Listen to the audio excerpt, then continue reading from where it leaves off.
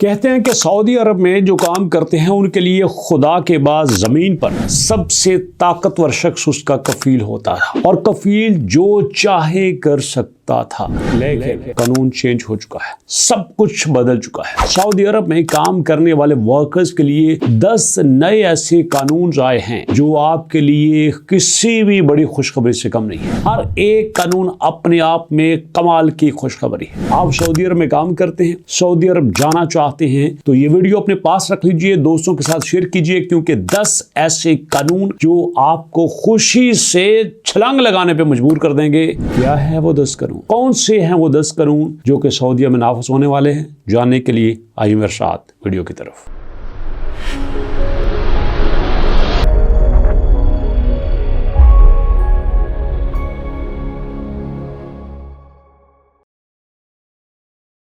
बिस्मिल्लाहिर्रहमानिर्रहीम, अस्सलाम वालेकुम। जी हाँ दोस्तों, सभी जानते हैं कि सऊदी अरब में कफील किसी भी शख्स का मालिक कहलाता है। आप कफील की मर्जी के बगैर पाकिस्तान नहीं आ सकते, कफील की मर्जी के बगैर वीज़ा नहीं चेंज कर सकते।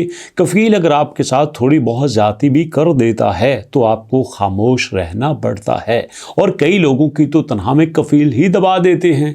लेकिन अब ऐसा नहीं है। गल्फ न्यूज़ के मुताबिक 10 ऐसे कवानीन दिए गए हैं जो कि आपको लिए जानना ज़रूरी है। आप सऊदी अरब में काम करते हैं या सऊदी अरब जाना चाहते हैं तो भैया ये एक एक कानून आपके लिए पूरा लाइफस्टाइल सेट कर देता है। पहला कानून क्या है? पहला कानून ये है कि ख़ास तौर पे सऊदी अरब में जो घरों में काम करते हैं, जो डोमेस्टिक मुलाजिम होते हैं, आमतौर पर फिलिपाइन से, बांग्लादेश से लोग सऊदी अरब के कफीलों में घरों में काम करते हैं और कई छोटी उम्र से ही आ जाते हैं।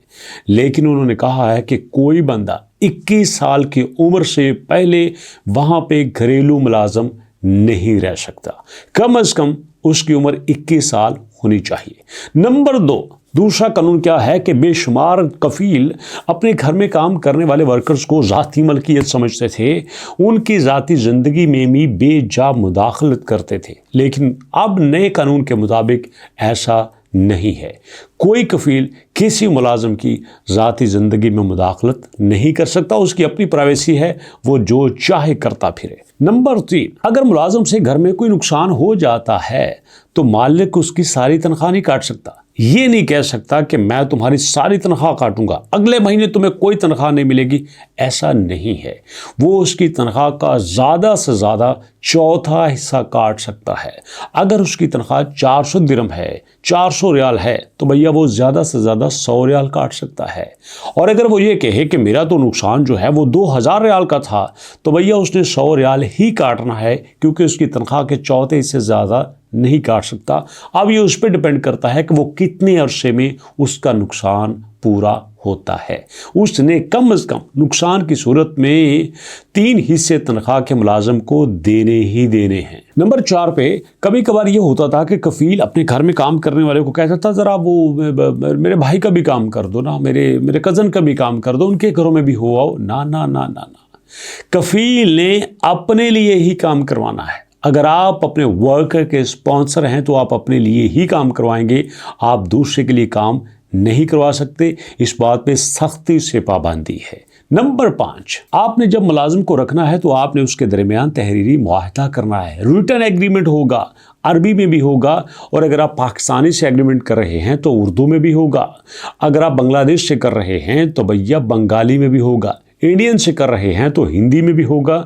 जिस कंट्री के मुलाजिम से आप एग्रीमेंट कर रहे हैं, एक एग्रीमेंट होगा अरबी में और दूसरा होगा उसकी ज़बान में, और उसमें लिखा जाएगा काम क्या होगा, मुद्दत कितनी होगी, टाइमिंग क्या होगी, छुट्टी कब होगी, टाइम कितनी देर लगेगा, कितनी देर काम करना होगा, सब कुछ आपको बताया जाएगा। नंबर 6 पे, अगर आपने मुलाजिम से 1 हफ्ता काम करवाया है तो आपने उसको 1 दिन लाजमी छुट्टी देनी है, और छुट्टी देने के बाद आप उसको ये नहीं कहना कि तेरी तनख्वाह काटी जाएगी। No no no no no. जैसे आम मुलाजिम को हफ्ते में 1 बार छुट्टी होती है, बिल्कुल ऐसे ही आपके घर में काम करने वाले मुलाजिम को भी हफ्ते में 1 बार छुट्टी होगी। अब ये भी नहीं कह सकते चल यार आज तू 6 घंटे आराम कर ले। नो नो नो, 24 घंटे की छुट्टी होगी और उसकी सैलरी आप नहीं काटेंगे।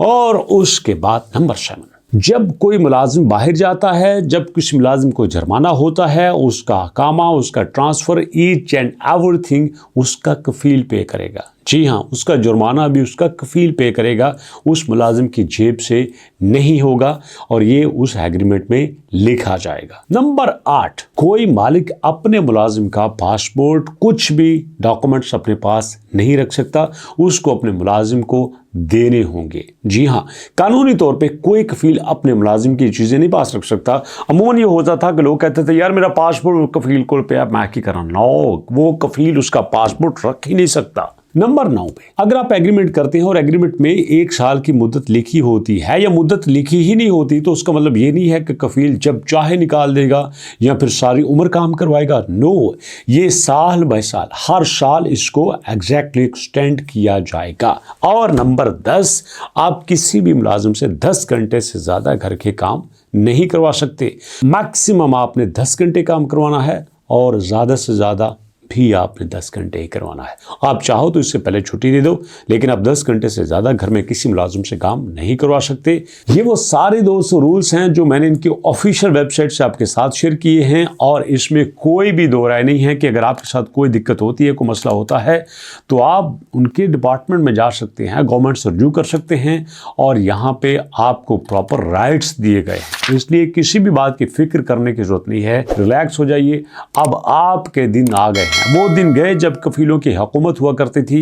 अब सऊदीया चेंज हो रहा है, सब कुछ बदल रहा है, तो ऐसे में that will be the good news for you. दोस्तों कैसी लगी वीडियो, अपनी फीडबैक दीजिएगा। मुलाकात करेंगे नेक्स्ट वीडियो में, तब तक के लिए अल्लाह की अमान।